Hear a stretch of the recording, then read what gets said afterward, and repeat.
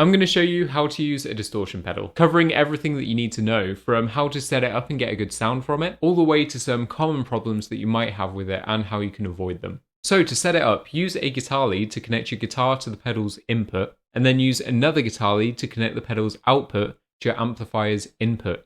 Then make sure that your pedal has power, either using a power supply like this, or a battery if your pedal takes them. Personally, I always recommend using the power adapter. Now that the pedal's set up, let's take a look at the controls. So I'm using the Boss DS1, which is a fairly standard pedal, but whichever distortion pedal you use, they'll have similar controls. So first up, we've got a knob that will set the amount or the intensity of the distortion that we'll have.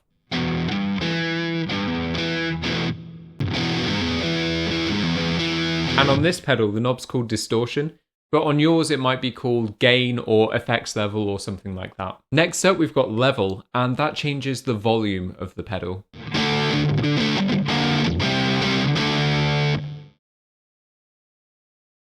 And finally, we've got Tone, and this changes the amount of high-end or treble frequencies that we have.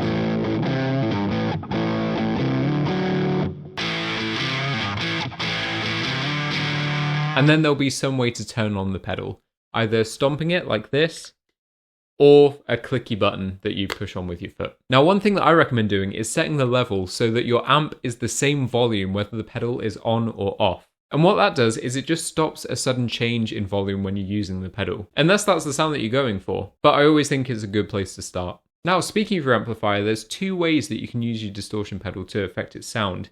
Either using it with a clean sound, or an already distorted sound. By using it with a clean amp setting, that means that your pedal will be the source of the distortion. That means that you can quickly change between a clean or distorted sound at the press of a button. But you can also use it with an already distorted amp, and this will give you a little bit of extra thickness and edge to your sound.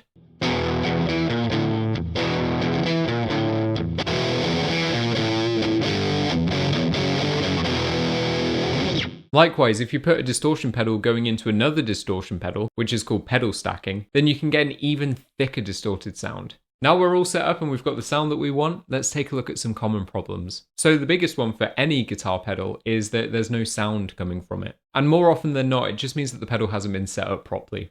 So the first thing I'll do is I'll check that the pedal and amp power is on. Then I'll check that your guitar's volume is turned up. Next, I'll check that the cables are connected to the right things. So guitar to the input, and then pedal output to your amplifier's input.